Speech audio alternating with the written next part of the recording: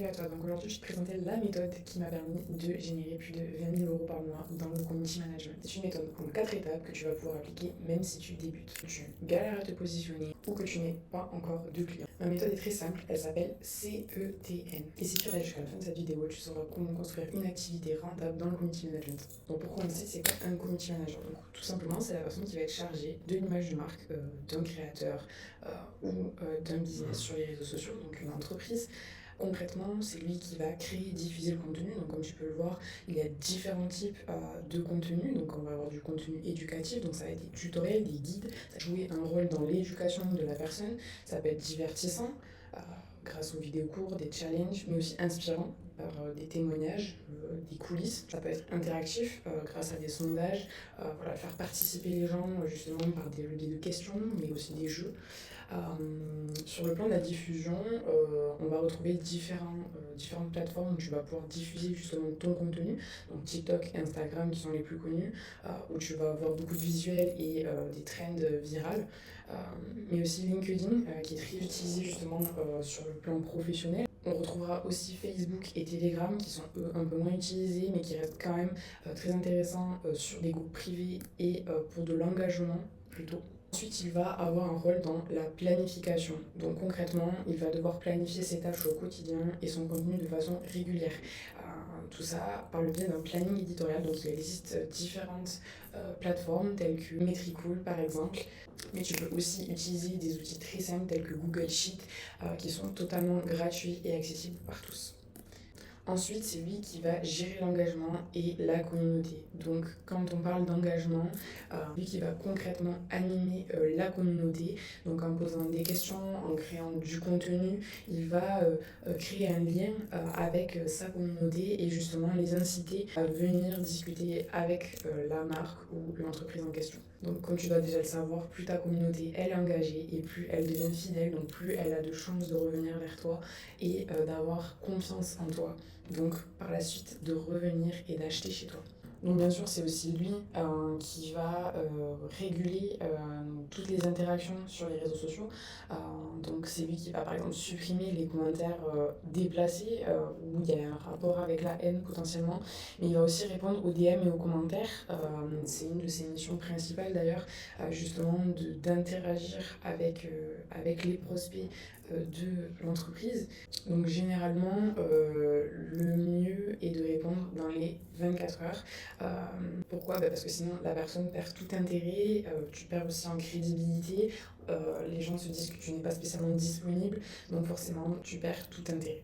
Alors c'est aussi lui qui va fidéliser, comme on a pu le voir un peu auparavant, grâce à des interactions quotidiennes, des groupes privés où justement il va apporter de la valeur, il va pouvoir répondre aux questions, aux commentaires, etc. Il va aussi diffuser du contenu promotionnel, du contenu en direct, justement des nouvelles actualités de la marque ou de l'entreprise.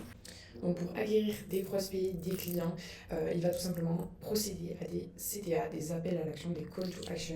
Le but de ces CTA, c'est d'inciter la personne à justement venir nous DM, télécharger un guide, etc., etc. Le but de cela est de créer un lien avec la personne et de l'inciter concrètement à agir. Donc comme on a pu le voir, l'acquisition ça passe aussi par le biais des publications, en informant les prospects, les clients, en les éduquant si on peut dire, mais aussi en utilisant des formats qu'ils apprécient. Ça peut être des formats tendance, par exemple sur les trends TikTok, des trends que tout le monde connaît, des choses qu'ils apprécient voir. Ça fait aussi partie de l'acquisition. Le client ou le prospect se sent reconnu, se sent impliqué dans la publication ou la vidéo, il va être incité à interagir avec toi. En dernière partie, il va avoir une partie d'analyse et d'optimisation donc, de ses performances. Donc, il va calculer, il va analyser son taux d'engagement, combien de likes il a fait, combien de commentaires il a reçus, est-ce que par rapport au nombre de vues, le rapport commentaires et likes est proportionnel. Est-ce qu'il a eu une bonne visibilité? Est-ce qu'il a eu des nouveaux followers? Est-ce qu'il a converti des prospects par exemple en clients?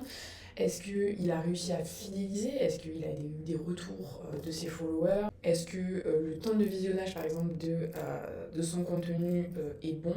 Etc., etc.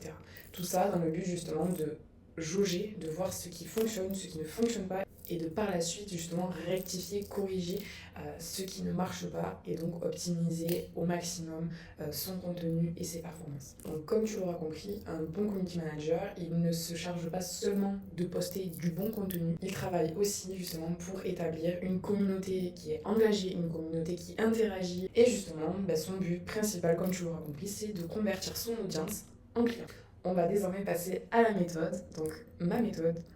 Donc la première lettre, c'est le C, donc de créer, de captiver. Donc comme tu l'auras compris, créer du contenu, tout le monde peut le faire. Mais concrètement, créer du contenu qui divertit, qui captive, qui éduque et qui fait revenir ton audience, ça, c'est une compétence stratégique. Donc premièrement, la première chose que je fais quand je crée du contenu, je ne poste pas au hasard. Donc quand je travaille pour un client ou pour moi-même, je cherche à créer le contenu le plus pertinent possible.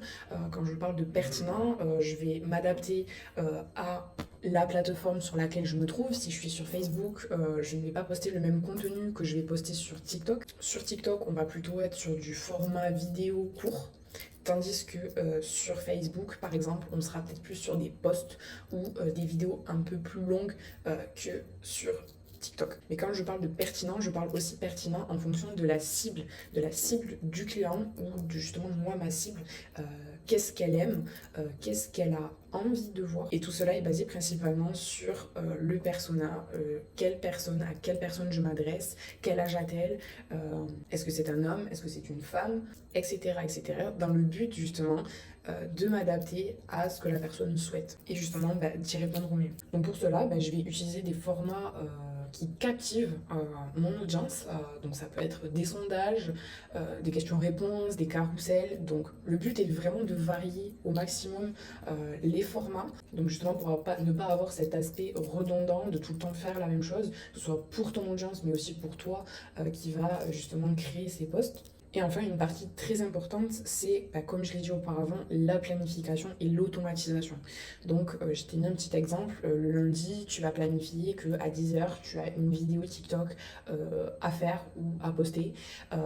Ça peut être à midi, je décide de justement aller faire des photos pour mon client, aller tourner du content pour mon client et justement de m'y rendre sur place parce que y a vraiment besoin d'y être sur place. Le mardi, concrètement, toute la matinée, je vais me consacrer à mon montage, etc. Justement dans le but d'être organisé, de savoir concrètement ce que tu fais jour après jour et d'avoir un œil sur ce qu'il faut faire, ce qui manque pour ne justement rien oublier par la suite. Une partie très importante, c'est aussi l'automatisation. L'automatisation, ça va te permettre justement de gagner du temps tout simplement parce que au lieu de répondre certaines fois toi à tes commentaires, tu vas pouvoir programmer une automatisation qui le fera à ta place et qui pourra même envoyer justement des liens, que ce soit des guides. Si tu as un guide à envoyer, ça peut être un message de bienvenue. Ça peut être sur une newsletter, justement le but, quand la personne s'inscrit, de lui envoyer un mail de bienvenue, etc. Donc c'est quelque chose qui va te faire gagner beaucoup de temps et qui te fera paraître aussi plus professionnel. On passe ensuite à l'engagement et le fait de créer une relation. Donc comme tu peux déjà le savoir, sûrement l'algorithme, il va pas spécialement valoriser le fait que tu postes en quantité, que tu postes tous les jours énormément. Il va surtout valoriser l'interaction réelle. Toi, ton rôle en tant que community manager, ça va pas être simplement de publier, mais ça va être d'animer vraiment la communauté et de créer vraiment une relation autour de la marque de ton client, de son entreprise, etc. Donc pour cela, moi, ce que je te conseille, c'est de répondre rapidement à tes DM et à tes commentaires. L'idéal, comme j'ai pu le préciser, c'est généralement sous moins de 24 heures. Que ton client te pose une question, qu'il soit satisfait, qu'il soit mécontent. Le but est justement de répondre le plus rapidement possible pour que le prospect ou le client se sente impliqué et qu'il ne se sente pas justement délaissé et qu'ils se disent la personne n'a pas le temps de me répondre, je dois être un numéro parmi tant d'autres. Non, justement, vous lui montrez que c'est lui, il a une importance et que ce n'est pas juste un numéro, que ce n'est pas juste un nom dans vos DM. Tu vas devoir aussi adapter le ton. Moi, par exemple, je ne parlerai pas à mes parents comme je parle justement à mon client. Et tu dois te dire, c'est de la logique.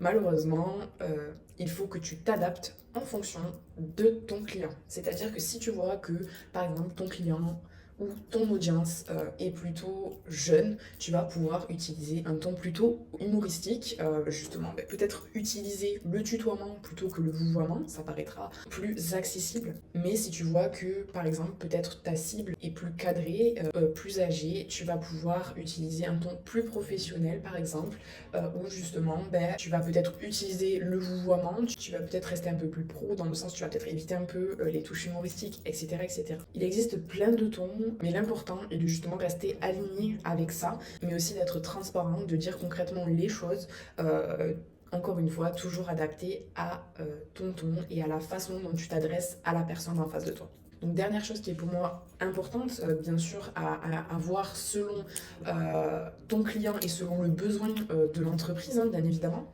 ça va être les groupes privés. Donc que ce soit sur Discord, sur Telegram, sur WhatsApp, ça va te permettre de fidéliser et de justement de fédérer une communauté, de renforcer le lien justement dans cet espace. Donc ça peut être un espace où tu diffuses des informations, ça peut être un espace où justement c'est le but de questions-réponses, la communauté se pose des questions, tu peux y répondre, eux peuvent se répondre entre eux, etc. etc.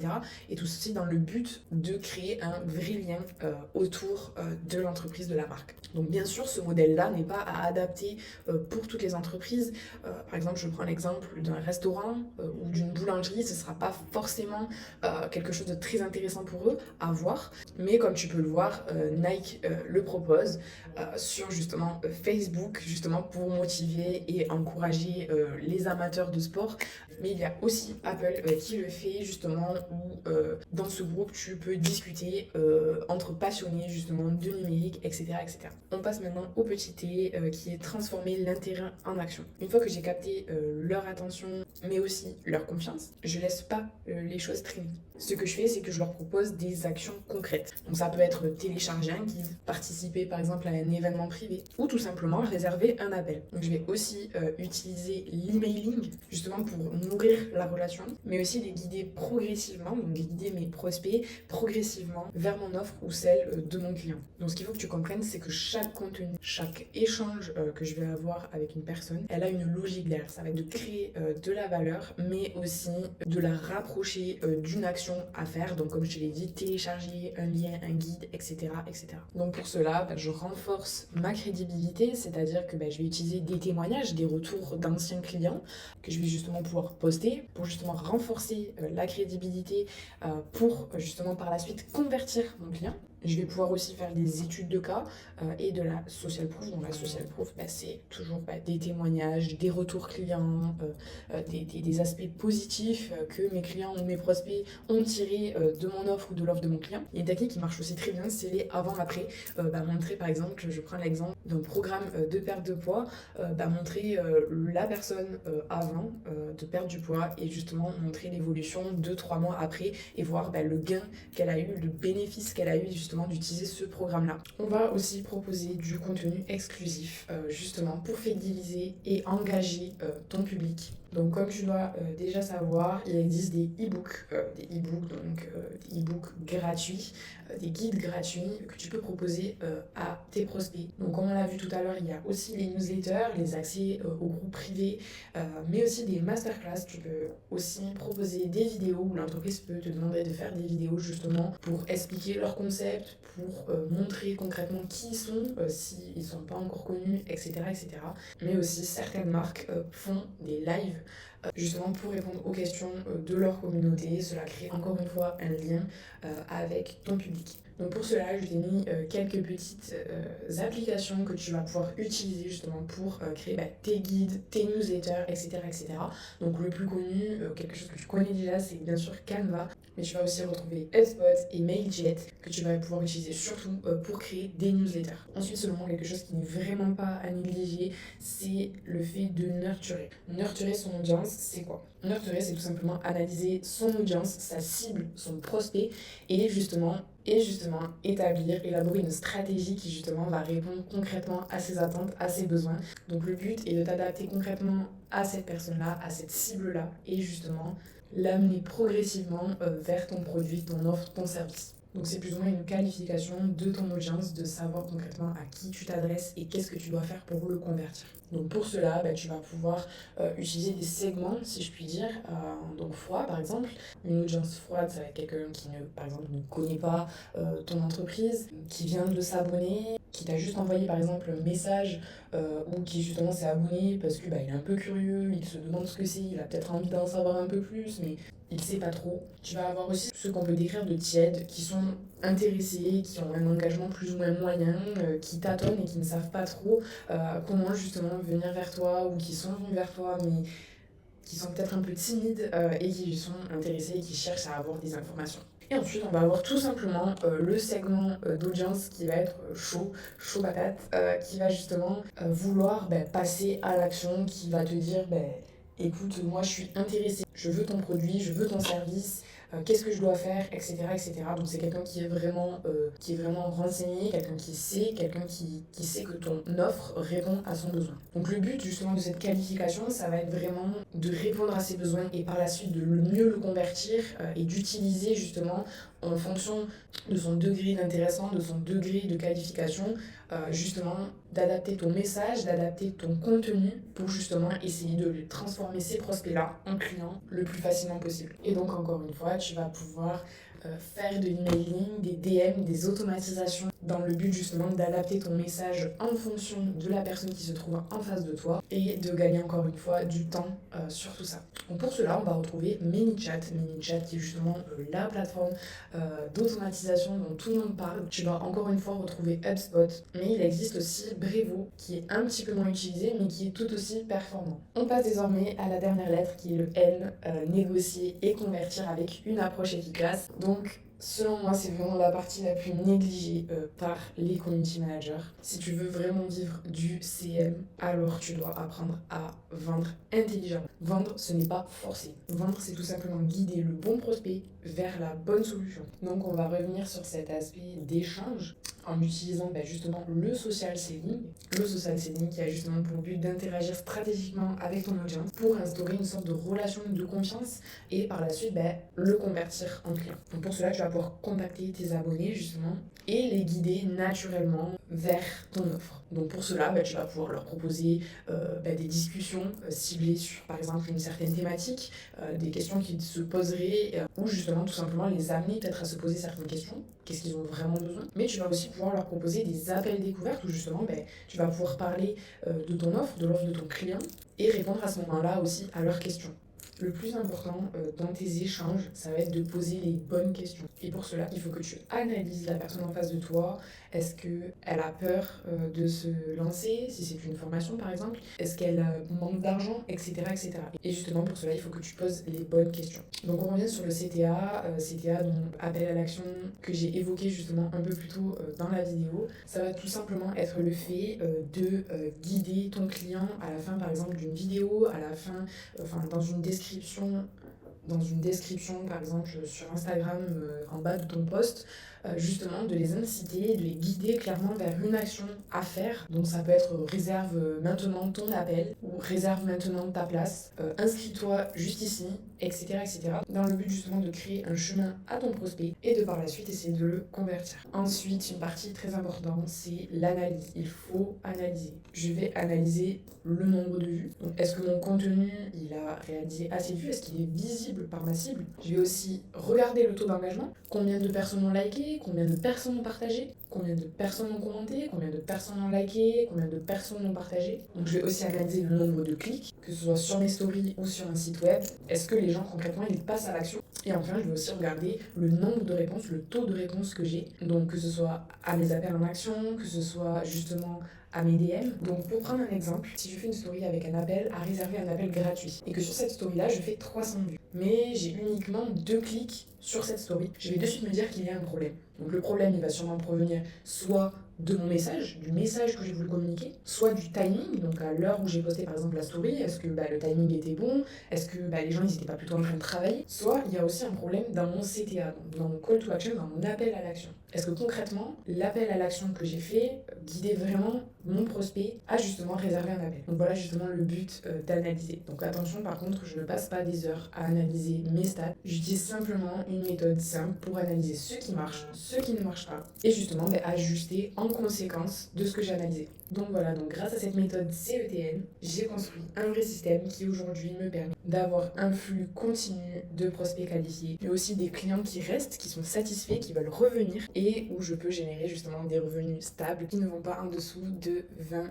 000 € par mois. Maintenant que justement tu sais comment je structure mon community management juste grâce à ma méthode CETN, je vais t'expliquer justement pourquoi cette méthode, elle marche si bien. En fait, c'est tout simplement parce que je suis le parcours prospect. Et tu vas voir, ce parcours prospect, il est pas si compliqué que ça. Donc tu vas devoir tout simplement, dans un premier temps, l'identifier. Savoir exactement, comme on a pu le dire, qui tu vas attirer, qui est ton audience, qu'est-ce qu'elle fait, quel âge a-t-elle, etc., etc. Tu vas devoir ensuite l'éduquer. Tu vas devoir lui donner de la valeur pour que cette personne-là comprenne que tu sais de quoi tu parles, que tu es la personne référente, justement la personne à qui il doit s'adresser. Ensuite, tu vas devoir bâtir une confiance. Et cela, ça va passer par ta constance, donc comme on a pu le dire, répondre sous moins de 24 heures, être réactif, être transparent, dire la vérité, justement, être impliqué dans ta conversation, mais aussi ça va passer par la crédibilité. Est-ce que le message que tu fais passer est crédible? Est-ce que tu es sincère? Tu vas par la suite lui expliquer ton offre, ton service, tout simplement ce que tu proposes. Et tu vas leur expliquer comment tu peux résoudre leurs problèmes, pourquoi tu es la personne dont ils ont besoin. Pourquoi ton offre, justement, répond à ce qu'ils recherchent. Tu vas ensuite prouver, montrer de la preuve, prouver ce que tu peux apporter. Donc, comme on l'a vu justement dans ma méthode, ça peut être par le biais de témoignages, de résultats aussi, mais aussi des études de cas. Ensuite, tu vas contextualiser. Contextualiser tout simplement parce que tu vas l'aider à se projeter dans la transformation que tu proposes. Tu vas ensuite devoir comprendre ses besoins précis et justement, ça passe par écouter ce que lui, il veut vraiment, écouter ses besoins, écouter ses peurs, ses craintes, écouter tout simplement ce qu'il il a à te dire pour justement mieux le comprendre. Une fois que tu l'as compris, tu vas pouvoir l'aider. Tu vas lui montrer que tout simplement tu peux l'aider et que tu es capable de le guider et de résoudre son problème ou de répondre à son besoin. Et pour finir, tu vas l'impliquer. Tu vas créer justement un lien pour qu'il se sente acteur du changement qu'il a apporté dans sa vie, que tu as pu l'aider à apporter dans sa vie. Et enfin, tu vas traiter ses blocages ou ses freins justement avant qu'il passe à l'action. Ça peut être s'il a peur que ça soit trop coûteux, s'il a peur de ne pas avoir le temps, etc., etc. Le but est justement de traiter toutes ces objections pour qu'il te sente enfin prêt à passer à l'action. Retiens bien qu'un prospect n'achète pas parce qu'il a vu un joli post. Un prospect, il achète parce que tu as su l'amener tout au long de ce chemin, sans le brusquer, sans le forcer et en répondant à ses besoins. Tu n'as vraiment pas besoin d'un processus compliqué. Il te faut juste comprendre ce système et l'appliquer intelligemment. Maintenant, laisse-moi te montrer quelque chose de très important. Quand on débute en community management, on pense souvent que ça va se passer comme ça. Toi, ton offre et tes prospects justement attentifs à tout ce que tu publies en temps réel, qui n'attendent qu'une chose, c'est que tu postes sur ta page. Mais la réalité, c'est tout autre chose.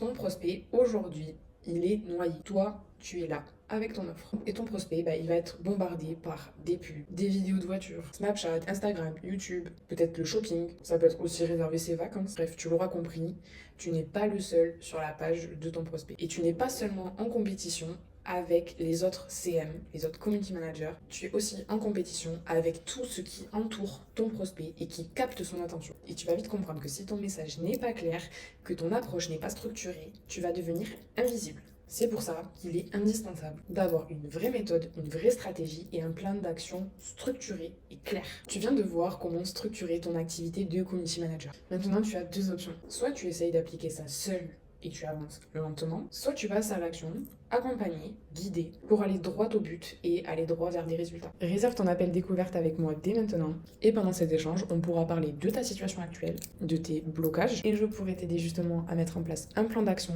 concret, spécialement fait pour toi. C'est gratuit, sans engagement, mais uniquement pour les personnes sérieuses et motivées. Alors clique juste en dessous, réserve ton créneau, et on en discute ensemble. Bye bye, à bientôt.